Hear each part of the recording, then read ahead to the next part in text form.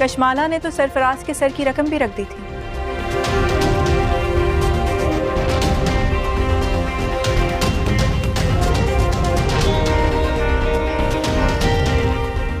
لیکن پھر بھی صحیح وقت پہ جعفر وہاں پہنچ گئے اور سب سنبھال لیا.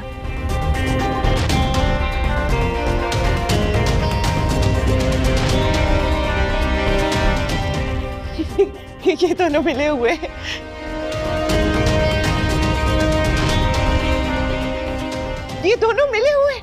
بالکل اپنے آپ کو بچانے کے لیے مجھے پھنسانے کی کوشش کر رہی ہو. شاباش دعا شاباش. شرما آپ کو پتا ہے کہ سرفراز اس کا مارا ہے. کھڑے کھڑے دیکھ کیا رہے ہیں, کیوں سن رہے ہیں باتیں؟ طلاق دے سے ختم کرے بات.